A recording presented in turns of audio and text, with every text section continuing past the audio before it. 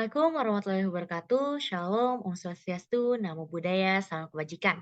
Sebelumnya, perkenalkan nama saya Alimutia Salsabila dengan NIM 21104110068 yang pada kesempatan kali ini saya ingin mempresentasikan teori komunikasi yang sudah saya pilih, yaitu adalah teori argumentasi. Selanjutnya, teori argumentasi ini dikemukakan oleh seorang ahli bahasa ternama di Indonesia yaitu Dr. Gorius Kraf. Nah, Dr. Gorius Kraf ini merupakan salah satu dosen di Universitas Indonesia.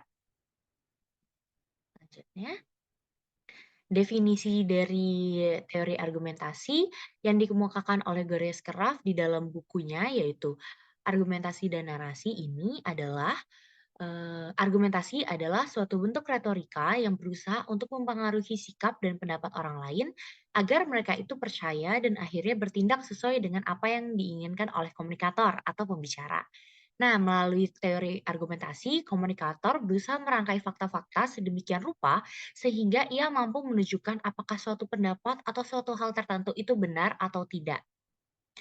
Next. 5 dasar titik tolak dari teori argumentasi.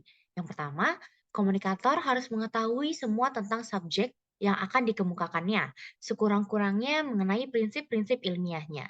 Dengan demikian, komunikator dapat memperdalam masalah dengan penelitian, observasi, dan otoritas untuk memperkuat data dan informasi yang telah diperolehnya.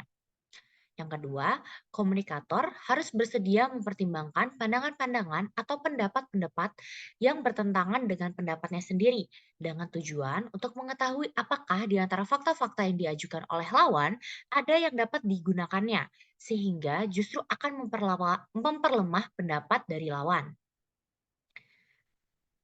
Nah, yang ketiga, komunikator harus berusaha mengemukakan pokok-pokok persoalannya dengan jelas. Harus menjelaskan mengapa ia memilih topik tersebut. Sementara itu pula, ia harus mengemukakan konsep-konsep dan istilah-istilah yang tepat. Yang keempat, komunikator harus menyelidiki persyaratan mana yang masih diperlukan bagi tujuan-tujuan lain yang tercakup dalam persoalan yang dibahas dan sampai di mana kebenaran dari pernyataan yang telah dirumuskannya itu. Yang terakhir, yang kelima, komunikator harus mengetahui semua maksud dan tujuan yang terkandung dalam persoalan yang dia pilih. Mana yang lebih memuaskan komunikator untuk menyampaikan pendapatnya. Nah, selanjutnya ada 4 sasaran teori. Yang pertama, argumentasi itu harus mengandung kebenaran untuk mengubah sikap dan keyakinan orang mengenai topik yang akan diargumentasikan oleh si komunikator.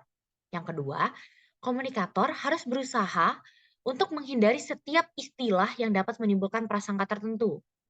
Yang ketiga, karena tujuan dari argumentasi adalah menghilangkan ketidaksepakatan.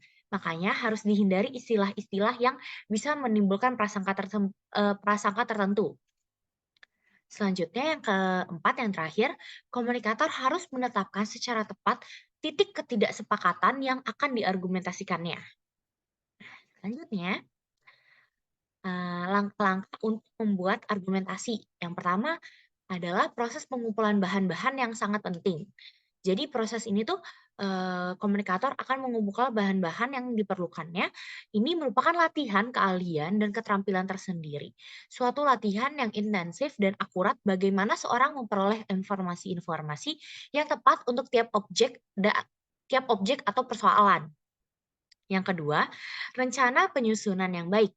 Nah, komunikator harus siap dengan metode terbaik untuk menyajikannya dalam, suatu bentuk atau suatu rangkaian yang logis dan meyakinkan. Nah, sekian presentasi dari saya. Mohon maaf bila ada salah kata. Wassalamualaikum warahmatullahi wabarakatuh.